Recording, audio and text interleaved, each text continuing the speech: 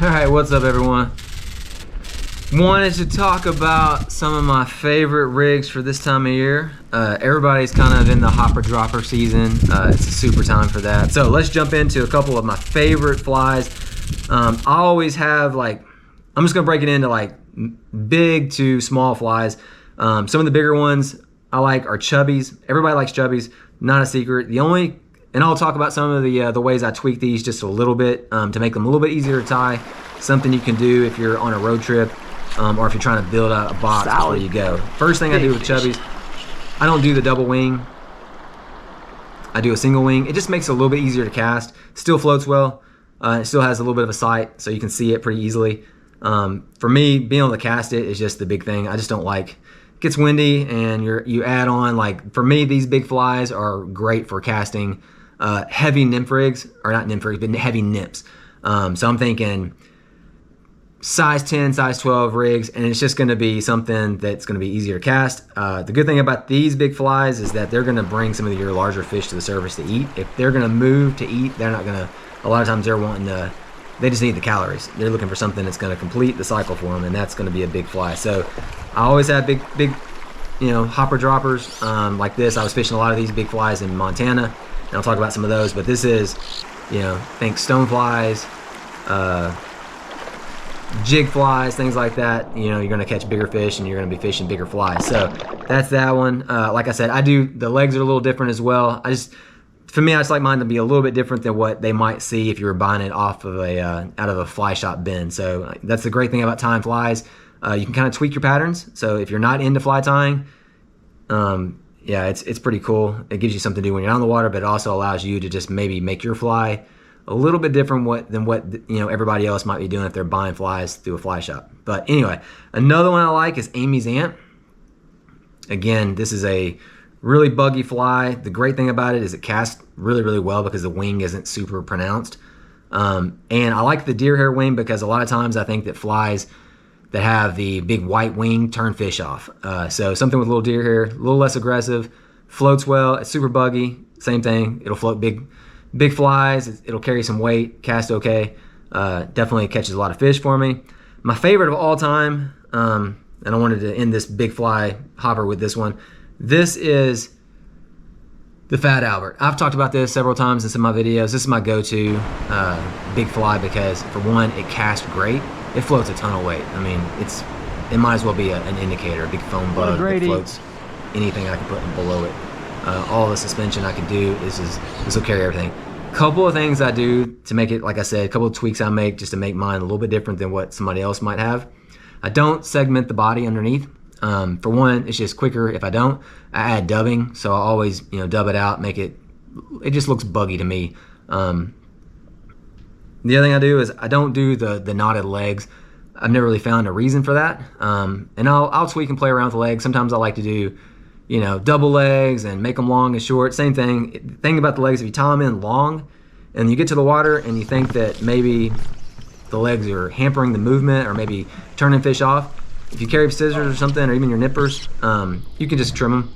So it's not a big deal. I always tie mine a little bit long and then I tweak it when I get there. One of the flies I like that I fished a lot in Idaho was just a Morse hopper. Super basic. This isn't something I can tie on a truck bed, so you got to bring this with you. But it's fishy. I would definitely have those. This kind of transitions to that medium size 10 to size 12.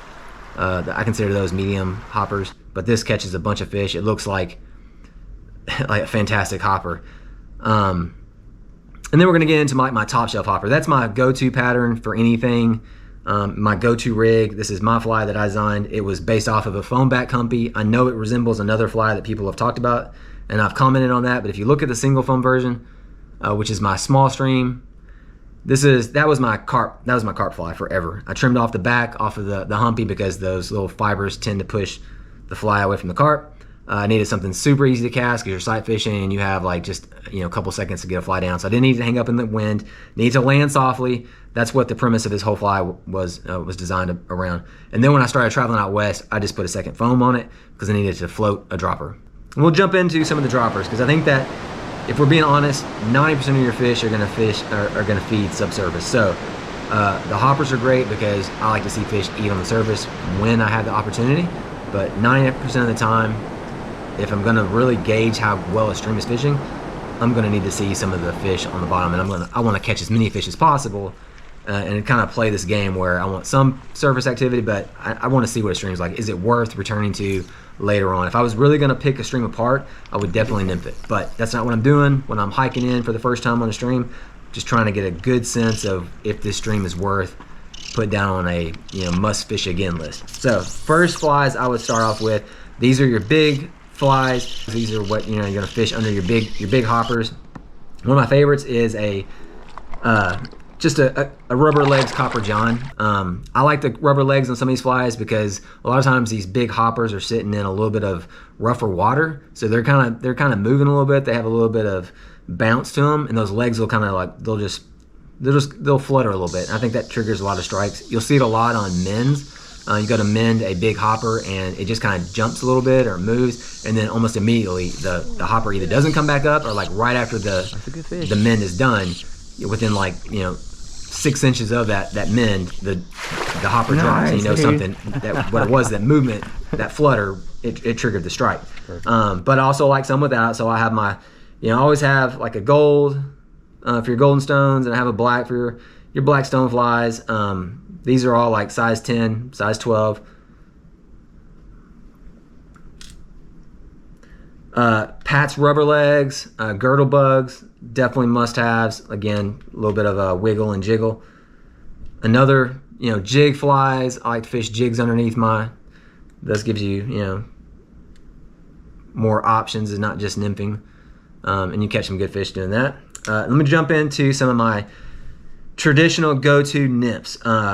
Frenchie, I talked about this in Montana. It's a great bug. I like the little hot spot. Sometimes at the end of a season, fish are needing I think the color sometimes triggers at least an investigation, and they'll come up and look, and like you can see fish move across a pool, and they'll, for some reason, whatever it is, like that pink or maybe a bright green will be the trigger.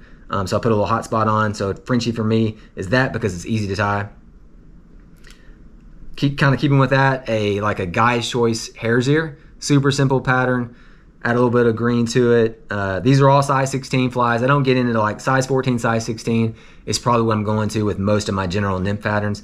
If we're just doing like basically hopper dropper rigs, they fish good in big streams, small streams, big tailwaters, all that kind of stuff. So they one fly covers me for pretty much anything I do. I definitely like caddis patterns out west. There seems like there's always some type of caddis in the water. So something with a little bit of dubbing on a hook, just a bead. I like tungsten, some dubbing. I always go with like hare's ear, like a light gray or a dark. And I just do like, maybe a gold wire or some flashaboo as a rib, and then maybe like a dark black or an olive for the thorax, and just kind of finish that off right behind the bead. Super simple pattern. And then I always have like a soft tackle, and what I'll do usually is I'll trail that off of some type of beadhead fly, and it just swings in the water. It's great in current.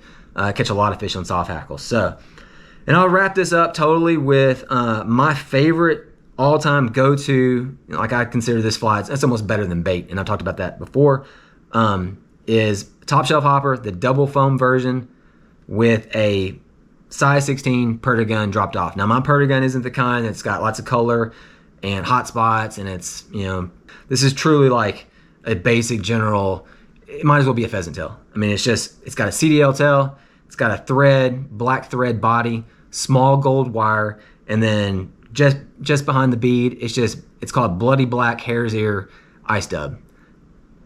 Whip finish behind the bead. I put 3 wraps of .020 lead-free wire behind the bead.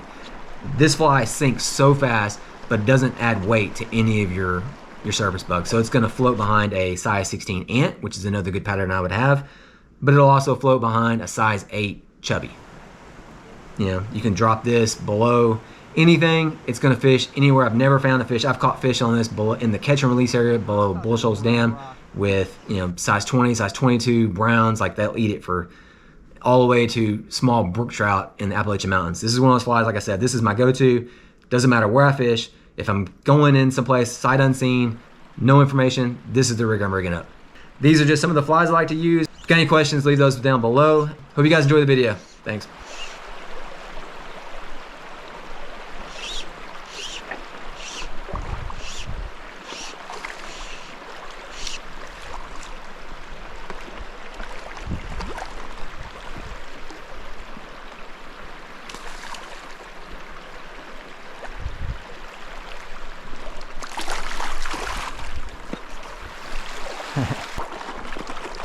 Oh, day's looking good, man.